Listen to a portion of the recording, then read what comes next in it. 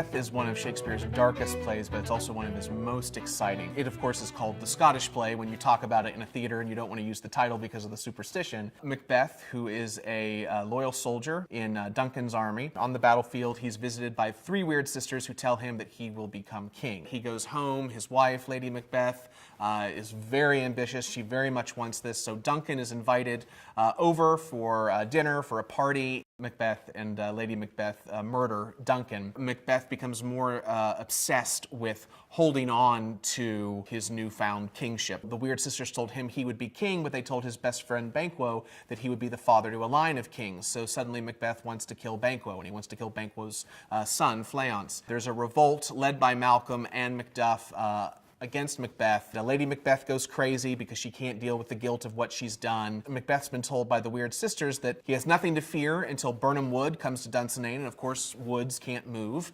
and that nobody born of woman can kill him. So he thinks he's invincible. Malcolm and the army, they take boughs off of different trees to camouflage themselves so it looks like Birnam Wood is of course, approaching, and then you learn at the end that Macduff was from his mother's womb untimely ripped. So he was of no woman born, so therefore he can kill Macbeth, and does. Really, the major significance, James I had just been crowned king after Elizabeth's passing, and James was, of course, King of Scotland. Shakespeare's company received patronage from Elizabeth, and now there was a new king on the throne, so it was very important to make sure that they were going to still be in favor, that the new king liked them as well. When Malcolm is crowned at the end, it basically sort of shows through drama how James I is a legitimate person to be sitting on the throne. So it's